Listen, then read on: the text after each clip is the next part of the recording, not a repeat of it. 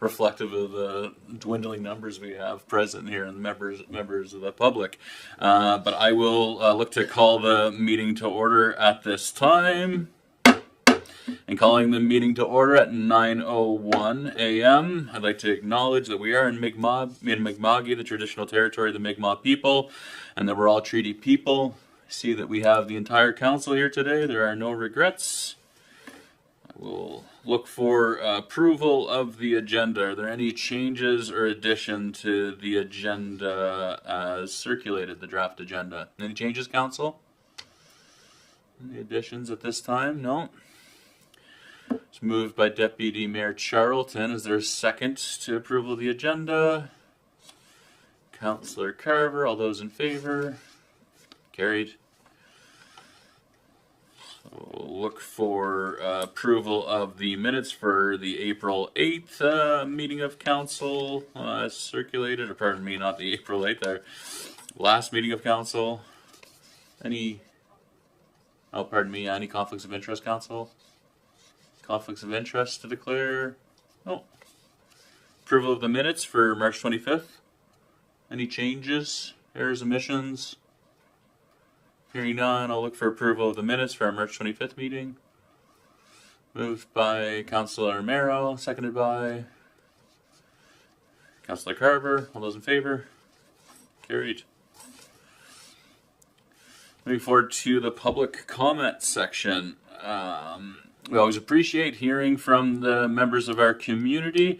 In the public comment section, I'd ask that you limit your comments to 5 minutes in duration. If you'd like to speak, please come forward to the podium when called upon. Push the gray button to speak. The light will light up red like this. Comments are to be addressed to me as the mayor and chair of the meeting. When done speaking, just hit the button. The light will turn off. And do bear in mind, for all those in the council chambers, that this meeting is being live streamed on Facebook and archived on our YouTube channel. So just bear that in mind in terms of how you conduct yourself in the chamber. These microphones are quite sensitive. Are there any members of the public who'd like to address council today? Come on up. Welcome.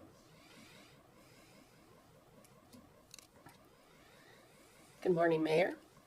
My name is Wendy Vissers, and I'm here today as both a resident of Brooklyn and the current chair of the Brooklyn Recreation Committee.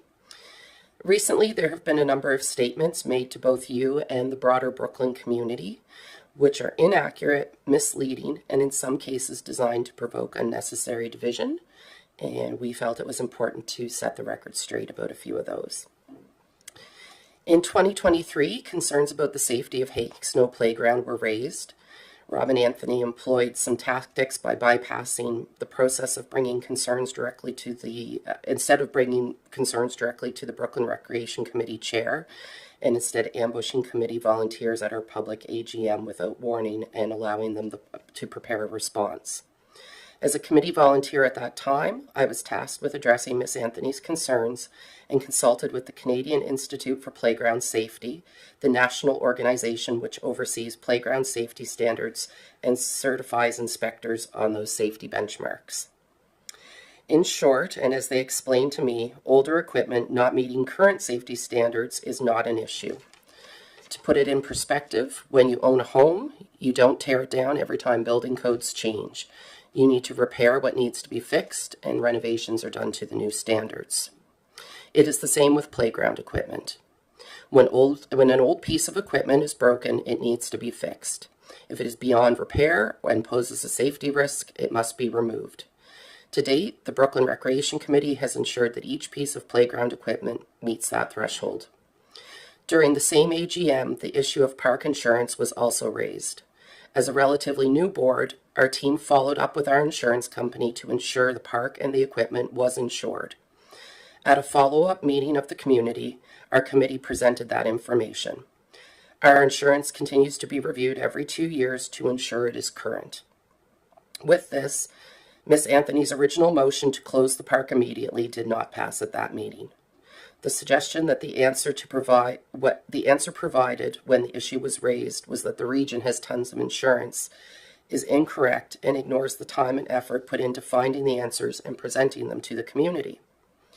2 years later, new issues have emerged, primarily concerning how Brooklyn Recreation Committee utilizes funds from the area rate. Once again at our AGM this year, Ms. Anthony raised concerns without giving me, the chair, a heads up to respond with facts. Of chief concern was the operation and maintenance costs of the Brooklyn Community Hall. I want to be clear, our team is very transparent with how public funds are spent.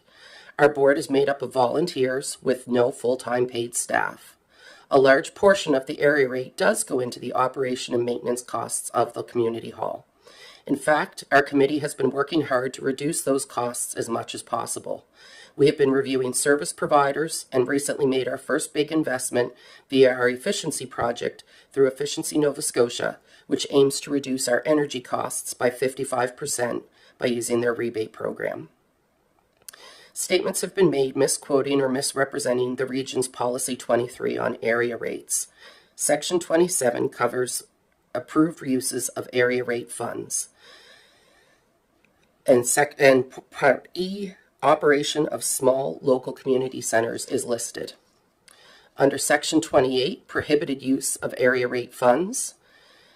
And Part C, infrastructure and activities that are generally not open or for the benefit of the public. Our response to this is that our hall is open to the public to rent. We do not exclude anyone in the public from renting. We offer reduced rates for Brooklyn residents due to their area rate contributions.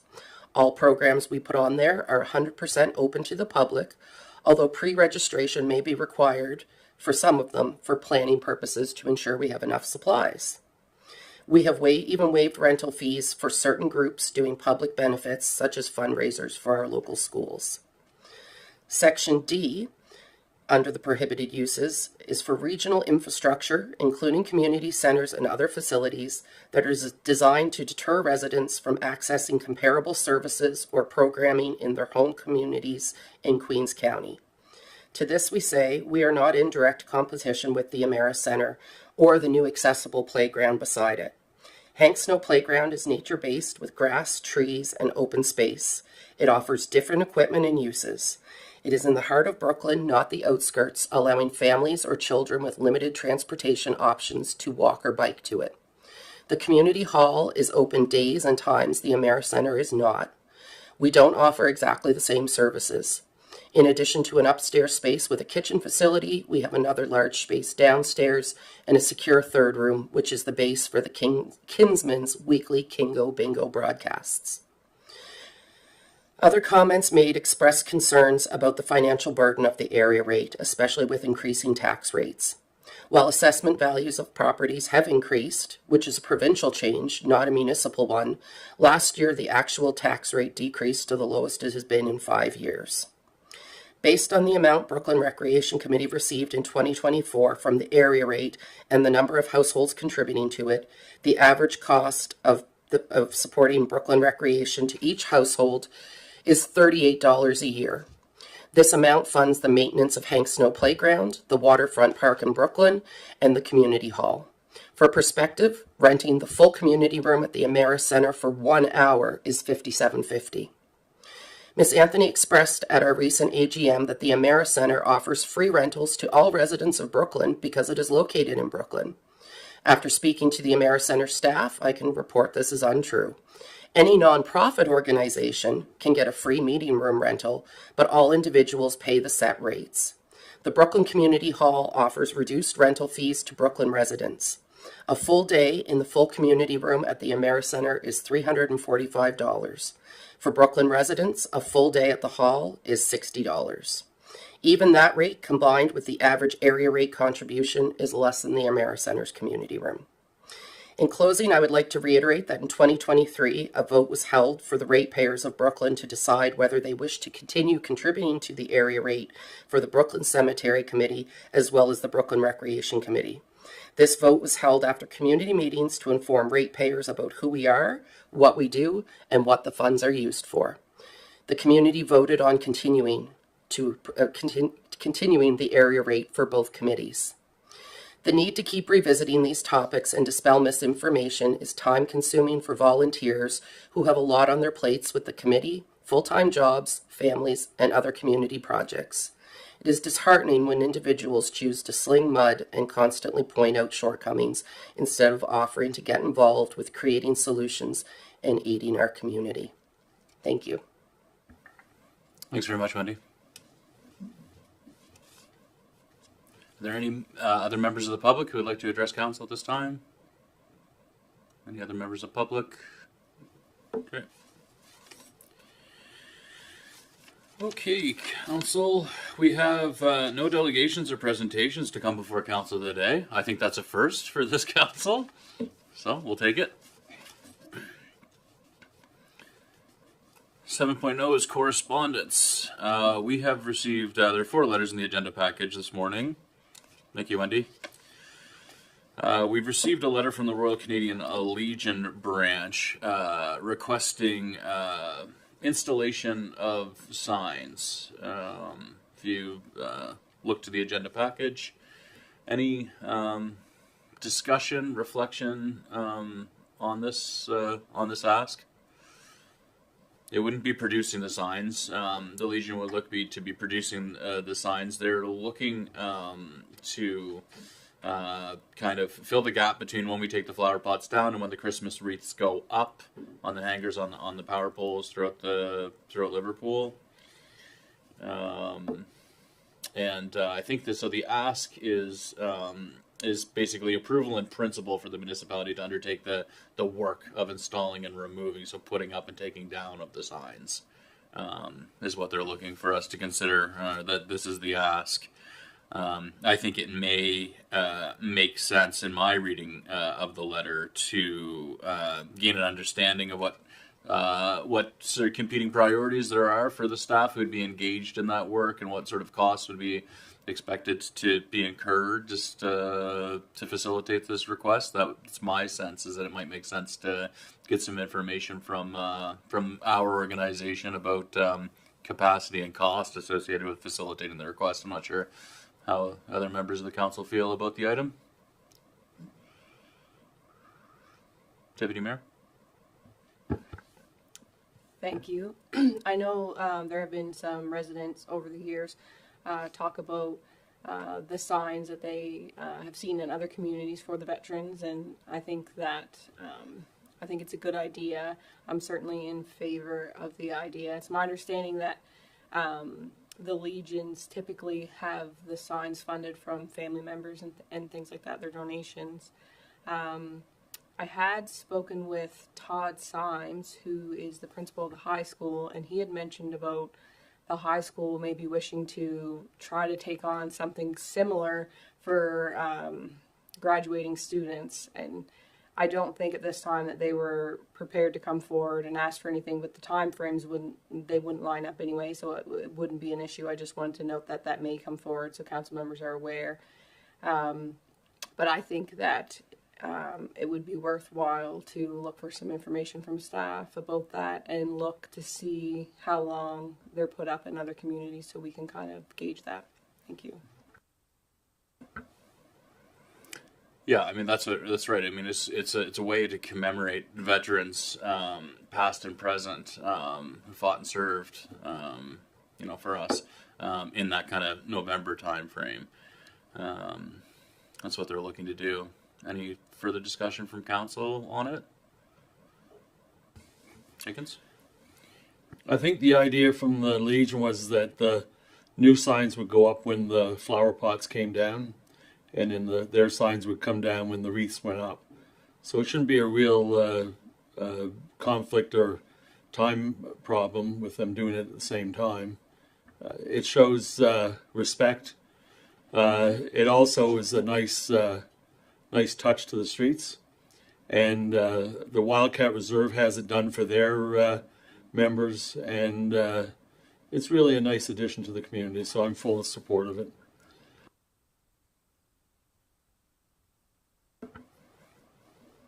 Yeah, that would make sense. I mean, probably limited impact on our resources if we put them up when the flower pots come down, and take them down when the wreaths go up. Yeah, that makes sense to me.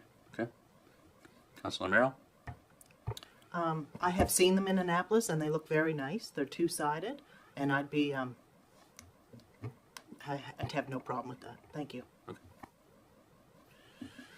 Can I look for a motion? Perhaps that the Region of Queens Municipality received the letter for the Royal Canadian Legion as correspondence, and I'm just wondering, do we want to direct staff to facilitate this request, or do we want any information back from staff prior to providing direction? It's up to council. Personally, I think we should just get it done. I'm in favor of it. I think half the council's in favor of it. So in reality, the staff report can be done, but in the end, I think we're going to approve it. So let's save one step and just get it done. Councillor Wenzel, are you going to say something? I was going to give you the motion. Okay, let's hear it. The motion would be to the opposite of directing staff. Okay. All right, I'll let you wordsmith it, but I wholeheartedly agree with this letter. Okay. Let's say then, I'll look for a motion that Council of Region of Queens Municipality received a letter from the Royal Canadian Legion as correspondence and direct a staff to facilitate the request of hanging the signs to commemorate our veterans. Moved by Councillor Wenzel, seconded by Deputy Mayor Charlton. All those in favor? Carried.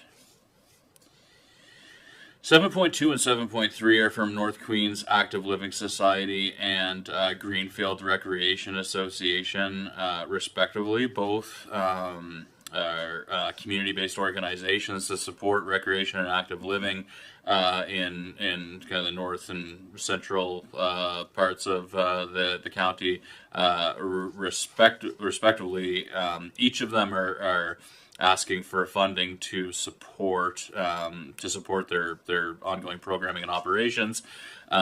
North Queens Active Living Society is asking for I believe the amount that was included in the budget for last fiscal was $16,500, and have provided some of their financials. Greenfield Recreation is growing very quickly, being accessed by a lot of residents, and they've requested a $25,000 grant. It seems to me, in looking at the two of these, that it would be helpful to have some consistency in our approach to funding these organizations. That was kind of what jumped out at me. I think both are incredibly meaningful and valuable, and I think that we should consider in budget deliberations what is an appropriate and effective way of supporting community-based recreation programming. I think we know that we don't do enough.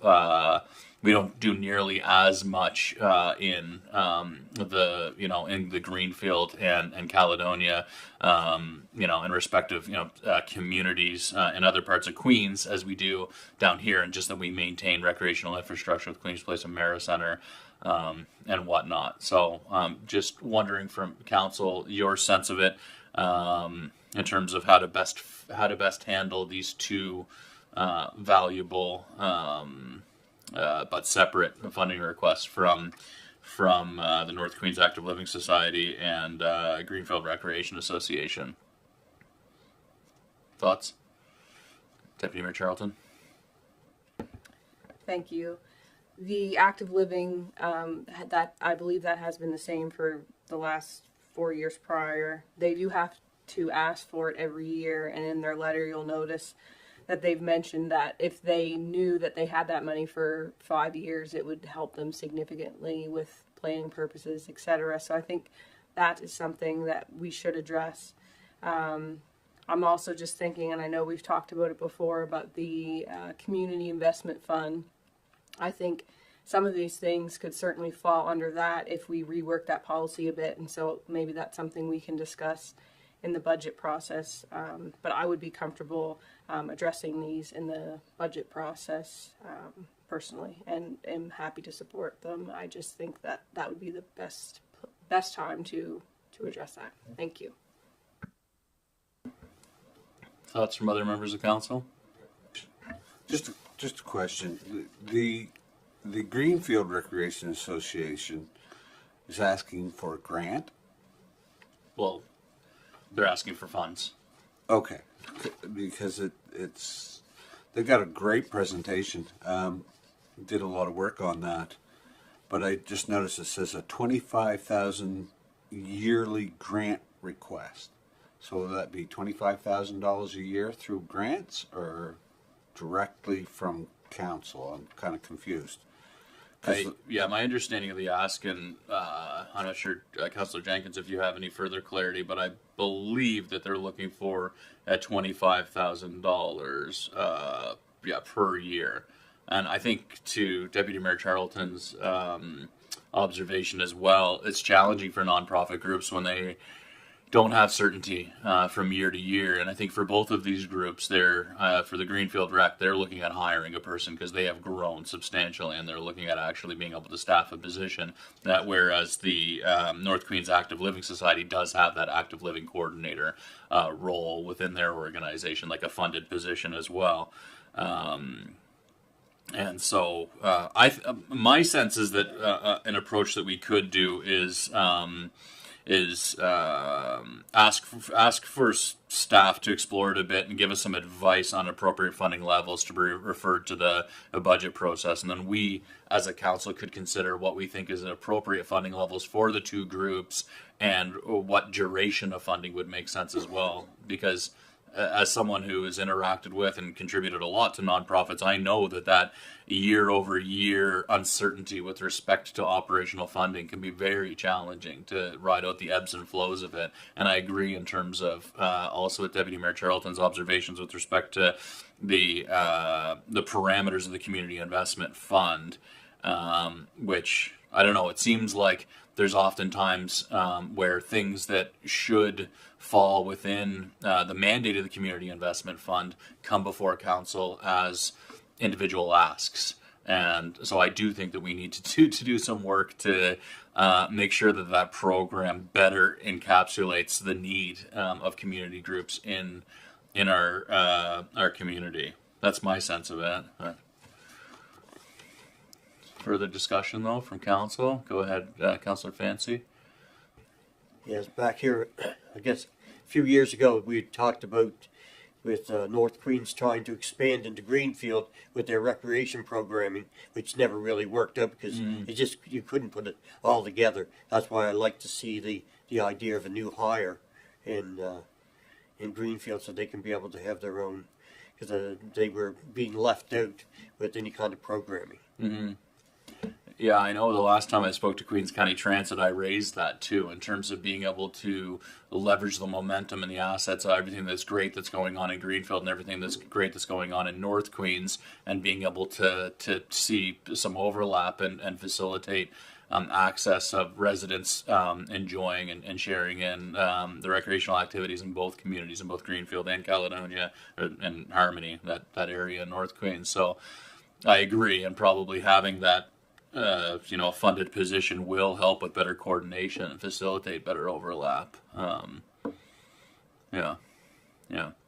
Does my concern is trying to find an equitable and appropriate way of funding the two groups, and I feel like ill-equipped to tackle the two of them as separate items. My sense of what would make me feel more comfortable is if we can do a little bit of digging and corresponding with the groups about what would be appropriate, suitable funding arrangement, and then for that to come back for a more informed consideration throughout the budget process is what I would like to see. I'm not sure if that enjoys the support or the will of council, though, that approach.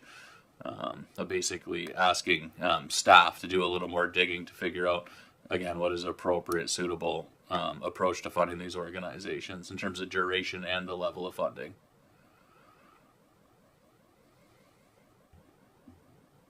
Councillor Jenkins? So, Mayor Christian, I'm wondering if you're entertaining the fact that these groups could actually get more funding than what they're requesting to expand on their programs? Yeah, I mean, I'm not, certainly could, yeah. I'm in full support of that. It's both these areas have a need to grow their community-based activities and whatnot. So I'm in full support of the staff coming back with a report on this. Okay. Let me take a shot at then perhaps a potential motion, and happy to amend it to get it right here. But the Council of the Region of Queens Municipality accept the letters respectively from the North Queens Active Living Society and Greenfield Recreation Association as correspondence, and request staff to engage with those organizations and provide advice to council about the appropriate funding levels and duration for referral back to the budget process. Does that make sense? Okay, can I get a mover to that? Moved by Councillor Jenkins, seconded by Councillor Carver. All those in favor? Carried. And then the last letter we have, 7.4, is from Attorney General and Minister of Justice. But so we have written a couple letters to the Minister of Justice with respect to their naming and appointment of a committee member to the Police Advisory Committee. So they have written back and articulated some of the process that is around that. And so I think it makes sense to refer this letter to the Police Advisory Board for actioning. That's my sense. It's different than what I was expecting. I thought that they would appoint a member, but they're actually looking at that we could help in the recruitment, and then they vet the appointed member to stand in as the representative of the Justice Ministry.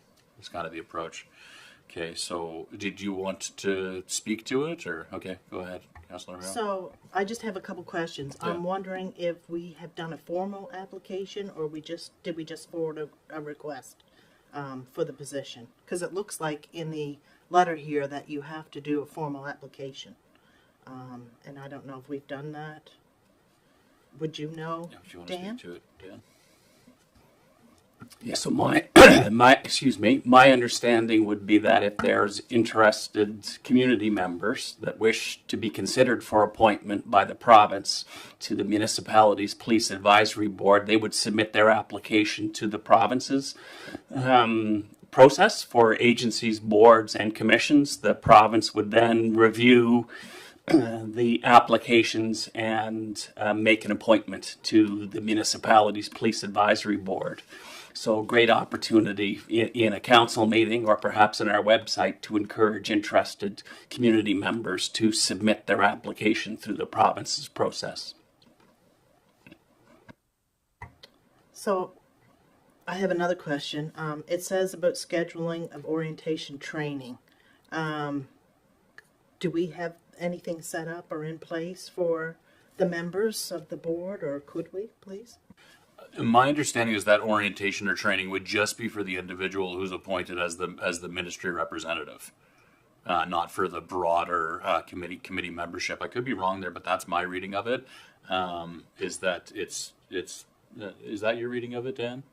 I believe it's sort of a training on how to be the Justice Ministry's representative on the Police Advisory Board. That's my reading of it. I could be wrong there, but I believe that's right. That's my reading of it as well, but I can certainly reach out to Mr. Marchand or Charcy Marchand and determine if there's some availability for training for our board, and we can get back to you. Yeah. And I'm not sure, we had discussed putting out a poster, setting up something on our website just to attract. Do we have that? Is that up and running now, or is that in the works? Not to my knowledge. Okay. I was waiting for this to go through the council process. Sure. We can certainly populate that on our website, encourage members. And if council is aware of community members that might be interested, it'd be great if you could point them to the provincial process. Yeah. Okay. Perhaps then an appropriate motion here is that Council of the Region of Queens provide a copy of the letter, refer a copy of this letter to Councillor Romero as the Council Committee Chair of the Police Advisory Committee for their April 16th meeting, and direct staff to set up a link to the provincial application process on our website. Does that sound right? Can I get a motion? Moved by Councillor Romero, seconded by Deputy Mayor Charlton. All those in favor? Carried. Any committee reports today, folks? Any? Go ahead, Deputy Mayor Charlton. I just wanted to quickly touch on the Planning Advisory Committee. We got together last night briefly just to go over roles and responsibilities of the committee. And the new members were given copies of the land use bylaw. We will be meeting moving forward on a monthly basis, the first Monday of each month. So there's not really anything other to share than that. Just wanted to note that we have met, and we will have more information to share as that committee evolves. Thank you. Thank you, Deputy Mayor. Any other updates from committee work, Council? I do have a question because Councillor Jenkins and I were talking a little earlier. I am the chair of the Heritage Advisory Committee. Is it my responsibility to recruit, get that committee going, or is it in staff's hands, or where are we at with it? Dan, do you want to speak to him? Yeah, staff would certainly could certainly support getting the Heritage Advisory Committee up and running. Yeah, so we can work with you after the meeting to look at what the scheduling would look like in this, for that committee. My sense on the committee work is we've been unsuccessful in standing up committees in substantive ways for the committees of council, and we all know the challenges that we've had with respect to staff capacity as it relates to that. Clearly, we're going to be going into some busy time. The last couple of weeks of April and first week of May are going to be dominated by the budget deliberation process. But I think what's going to what we need to ensure is that through the budget deliberation process, we ensure that the staffing complement reflects appropriate support to stand up to committees of council. My understanding is that the council members who are the chairs of those committee need to function as appropriate chairs and be that effective liaison between council and take the direction of council to those committees, and then inversely to feed back information that's emerging, recommendations that is emerging from that committee work, and bring it back to council for consideration. But the actual logistics and the administrative mechanisms to function like the secretariat support around the committees of council needs to be supported by the administrative elements of the organization. So that's we need to get there. And we all know that there's been challenge with churn within the staffing complement and the folks who are assigned to support that work. But I can appreciate, and I know that a number of our council members have had a lot of members of our community in our communities who are interested in getting engaged and supporting the committee work. And it's frustrating, I think, for our residents when they're offering to support and help and get engaged in those, and we're not able to be as responsive as we'd like to be. So we need to get to it. Yeah. Anything further on committee work? Okay. I'll perhaps just say that. Just with respect to fire services, the chairs of the fire services committee met with myself and our CAO and Councillor Jenkins representing his district, just to discuss some urgent issues associated with the decommissioned fire trucks for the Greenfield Fire Department, and that we are working with staff to try to get effective correspondence and communication with respect to what are the next steps for those trucks, whether it's if they can be repaired or if a replacement is in the cards, and what that looks like. And I just want to recognize that has been extremely challenging for the folks who are engaged in the Greenfield Fire Department and for that community, when feeling vulnerable with having those trucks out of service. And we're going to do what we can to try to get a timely resolution and get some action to make sure that there's good support and coverage for that fire department. We'll move on to 9.0 unfinished business.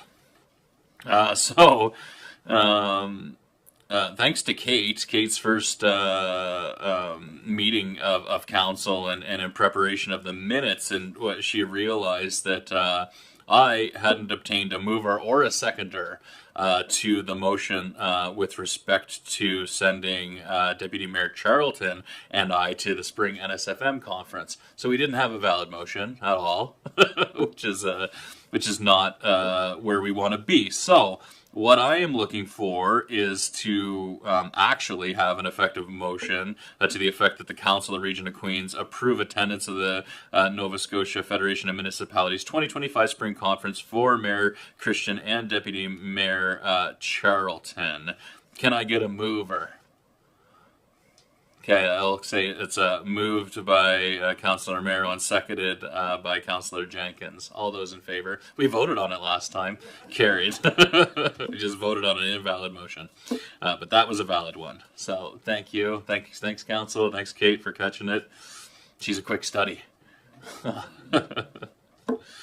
That's it for unfinished business. No new business today. It's a relatively light council meeting today. But we'll take it, knowing that we will be ratcheting up as we move into a rather expedited approach to considering the budget later in the month. I will, at this time, provide just a quick report from the mayor's office. Last couple weeks, items to give an update on. March 26th was the South Queens Chamber of Commerce held their AGM. A number of us, Deputy Mayor Charlton, Councillor Jenkins and Fancy and myself all attended. It was held at the Quarter Deck. It was quite well attended by members of the business community, and they had a top-notch speaker. I thought was really engaging and inspiring for entrepreneurs in the community, and the chamber outlined their plans to support the business community and employers and job seekers in the year to come. And I just want to thank that group for the work that they could carry forward on behalf of the business community in South Queens. March 28th, I attended a virtual meeting alongside our dedicated community volunteer, Tara Jerzina, who's a known person with all of her involvement, known person to this council with all of her involvement. She's spoken to our council on behalf of the food bank, on behalf of SHAC, on behalf of the Queens, the health board. She and I both attended the Municipal Leaders Table, which is hosted by the Canadian Centre on Substance Use and Addictions, where we've begun work on advancing a toolkit in addressing substance use and addictions for smaller municipalities. Most of the toolkit and the harm reduction model for people struggling with substance use and addictions is very much caters to large urban centers. We know we have prevalent substance use and addictions issues in rural communities as well. So I think this is really meaningful work. Tara and I will both be traveling to Lethbridge, Alberta next week, funded by the CCSA, to participate in 3 days of in-person meetings to advance that initiative. And I'll be Tara and I will look forward to reporting back on what that toolkit looks like and how it could be advantageous for us as our municipality to take advantage of what comes out of that. On April 1st, the CAO Selection Committee interviewed 5 really impressive candidates who were competing for the role to become our next CAO. We will be moving forward in the next phase of that selection process throughout this week, and we're feeling excited, I think, by the caliber of candidates that have participated in the competition. I know, too, that staff have also conducted a series of interviews for our newly created HR position, the Director of People and Culture, and we're pleased with the quality of candidates that we've received for that role as well. So that's promising stuff. And then lastly, April 5th, last Saturday, was the grand opening of the Thomas H. Radall location, the new location of the library. It was well attended. There was a ton of positive energy in the community around it. We need to work to understand what we can do to bring Queens County to that location. In terms of removal of barriers to access, while we explore the potential of an alternative location for the library into the future. I think it's really critical that we make all that we can out of that space. I think it was characterized by Ashley Nunn Smith as really great space. Maybe this isn't the way she said it. I'll say it a little lighter. Is that maybe not the right location, but a really great space. But the energy was great there. And to your point, Councillor Wenzel, I mean, you and I were engaged in conversations with some really passionate members of the community who want to reassemble a committee to work on and support community voices in planning for our library. And I think critically the mandate should be barrier removal to that existing site, and then also considering what a different location could look like into the future. That's it for me. Any comments, questions on my mayor's report, council? No? Okay. Moving forward at breakneck speed here. I see there's no business from members of council on the agenda today. Pardon? Do you want a report from our districts? I have a small one here, or am I in the wrong place for that? Should I have done that earlier? No, that's okay. I'll hear it if it's the will of council. If 2/3 of the council is in agreement that Councillor Wenzel can provide a brief report on the state of his district, I'll see it. So can I get just a sign of support from council? Who's okay? Go ahead, Councillor Wenzel. Okay. I was away, so didn't realize that the Police Advisory Committee was back in, starting. So some of this is what I've transferred over to Vicky as chair of that committee earlier, but I have been getting continuous complaints of speed on Main Street, especially on the west side, of reckless driving. I have parking issues on Brunswick, Amherst, and King, where people not using their driveways and parking on the roads that are very narrow. And I have gotten complaints again about Cameron's Corner. There's been some more near misses. We really need a three-way stop there, I think, is what the community has been wondering why that is taking so long. They feel that somebody's going to get hurt there. But again, Cameron's Corner was given to Vicky earlier. I just want to reiterate that it's becoming a concern. Sightlines are a concern when they park at the fire hall, when they park out by Main Street. You can't see anything turning off of Henry Hensley. And then with the excess of speed, we feel that something soon is going to take place in that area. I have several complaints too about speeding coming down School Street, which I didn't realize. They're not coming to full stops. They're coming down School Street, especially when the buses and it's very busy there. And then the other issues that I've been having in our district right now is pretty prevalent, and that's the flooding. I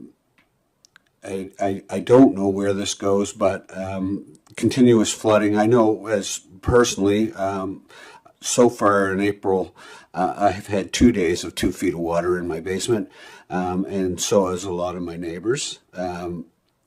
Flooding seems to be an issue there, even when we're dry. So I just thought maybe that part of our job here on council is maybe to have a report on our districts.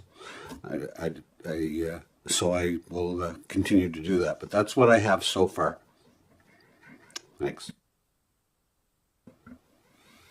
Thanks, Councillor Wenzel. Any motions or directions from council that you would look to debate at this time, or I think it's important to raise those items for sure. Well, no, because what I've brought up has already been given to Vicky. I'm just giving her more. I'm just giving her more ammo because it's a continuous concern. And it doesn't matter with the speeding, Vicky. It's not just at night. It's any time of the day. Like it's people have kids and school's getting out. It's getting ridiculous over there. And as far as the flooding and all that's been brought here before I was councillor. The west side has a serious flooding issue, too much water, and I don't know what you want for a motion because it's been brought here over and over and over and over. Mm-hmm. Yeah, well, I think my understanding, flood mitigation is complex, and not to say that we should shy away from dealing with it.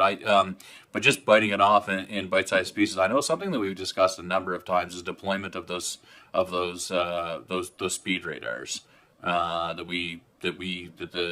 the region of Queens owns, and I'm thinking it may be appropriate for just a motion of council to direct staff to deploy those as soon as possible to some critical locations. I think we have to get those out the door and mounted again. Yeah, Councillor Mero. On the speed signs, we did, Pam, actually, our previous clerk, was supposed to come back with a report on where the speed signs were and why they're not up and activated. I'm not sure if anything was done on that or not. Oh, there is direction from council on it. It's direction from the Police Advisory Board. Okay. We had discussed it at the meeting. Okay. Brought up Courtney's speeding concerns, and we were supposed to have a report on it, so I'm not sure if anything was done on it. I was hoping for a report for the meeting next week, but if Dan could find that out, if anything was done, that'd be great. Thank you. Okay, I think it might be appropriate then to just get a direction from council then with respect to those, given that there hasn't been an actual decision of council.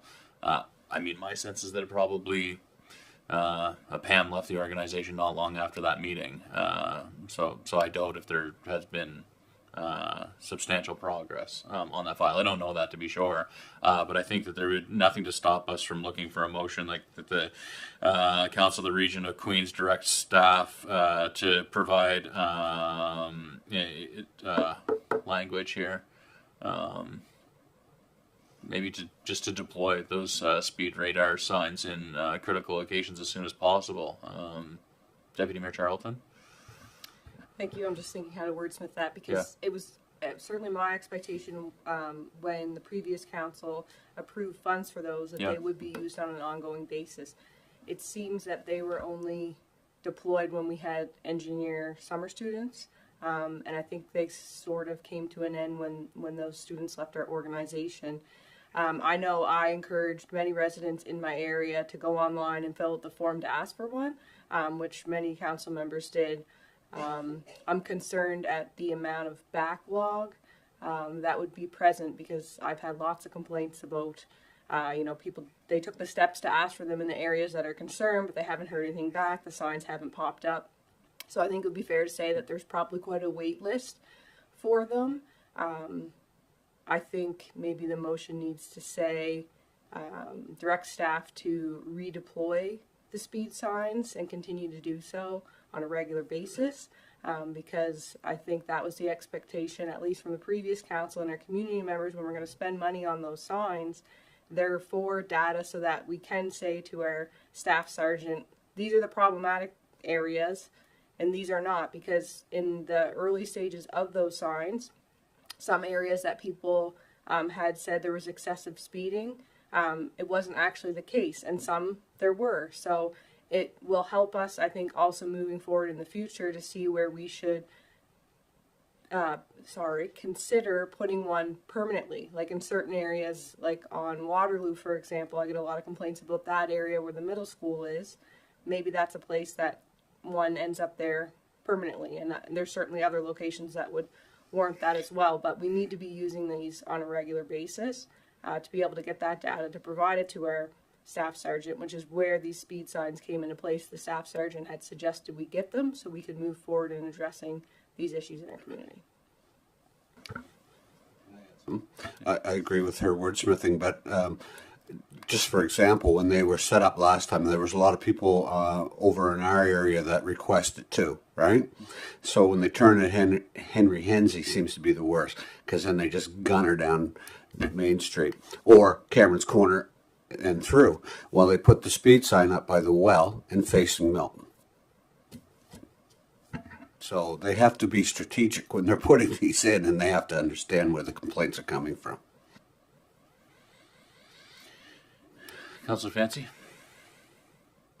Yes, when we first asked for them, we were looking at, we were looking first at permanent, but we decided to go with subs that could be moved around at this particular time.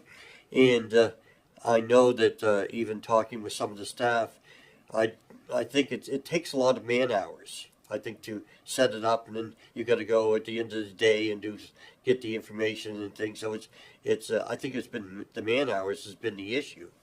I know up in the valley they have some that's set up even by school zones, and and up there I think it's the RCMP who look. I think the RCMP themselves purchased a couple that they set up in school zones so they'd be able to understand, to make sure that people were actually adhering to what they were doing. So again, as Deputy Mayor Charlton said, they do collect data. So the data is so very important to be able to understand when people are speeding, what times a day the speeding is taking place. We have limited resources with RCMP. They only have so many man hours. And the more we can give to them to be able to work with this and understanding when the need is, the better. And we're not utilizing what we have when we already purchased it. Mm-hmm. I know in speaking to this staff sergeant and as someone who does, like, I think honestly, combining the data collection instrument with the visual sign actually skews the data, and that's what the staff sergeant said too. Is you post them and you see excess speeds, and then the speeds actually come down because of the presence of the sign. And so what we do know though is that it acts as a deterrent to excessive speeds. And so even I think my sense is, even if we're not in a position to, if it is onerous in terms of labor hours to actually harvest the data from the devices, I think that we own the devices. We may as well deploy them for their effective deterrence of behavior, even if we don't have the capacity to actually monitor it and harvest data from them. Although clearly it would be ideal if we could harvest the data as well. Yeah, go ahead, Councillor Merrill. And maybe the solution may be to get a couple more and leave them in place longer. Yeah.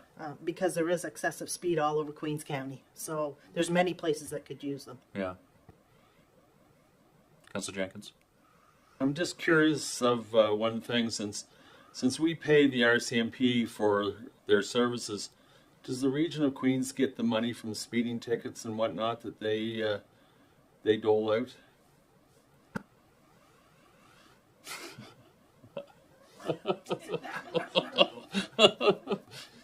I don't know. We can certainly find out in the budget process. Joanne would be able to identify if we receive fine revenue from the.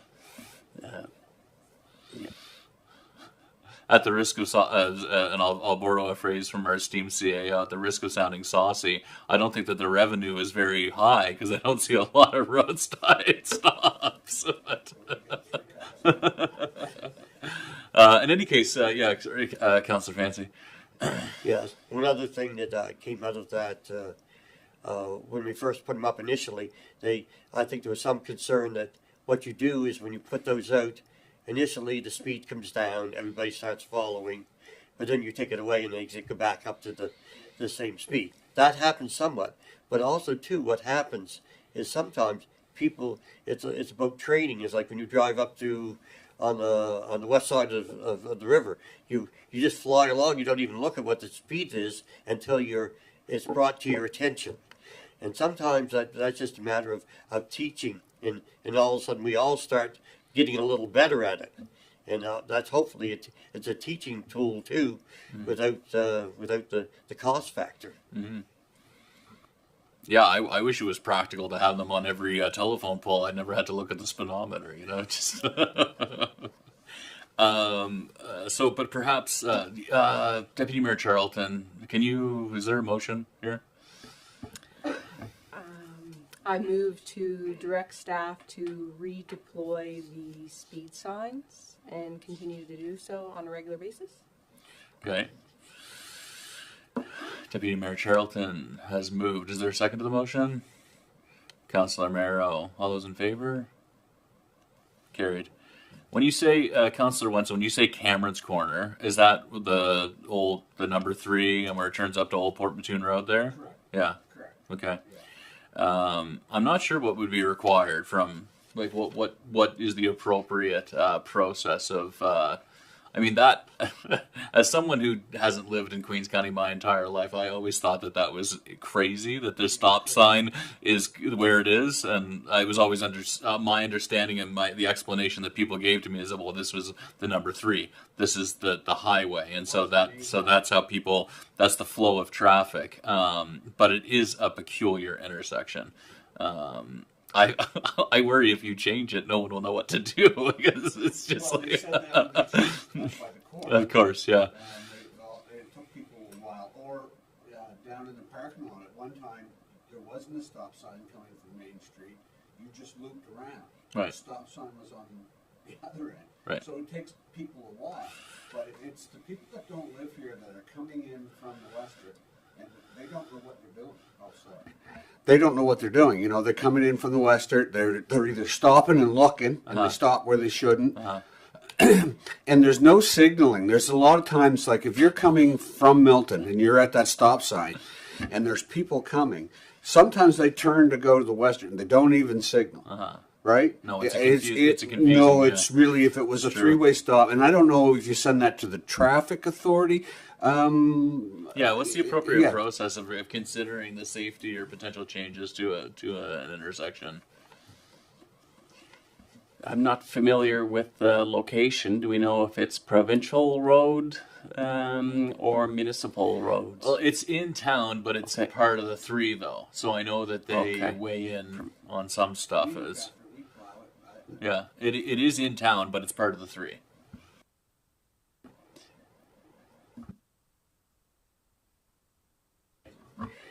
I'm not sure. No, this hasn't been the first time. Of course, this has been talked about, and I think there was some kind of report that was supposed to be done on that. I don't know if we ever got it back because we'd asked about it. So I don't know what there was some reason why they didn't want to do anything different. But I'd like if you could look up to find out if there was a report done and what was said of it.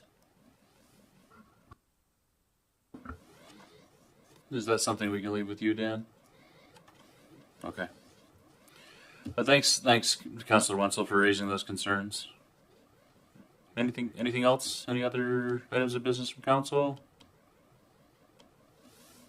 Okay. Can I have a motion to move to closed session at this time? Moved by Councillor Carver, seconded by Councillor Marrow. Those in favor?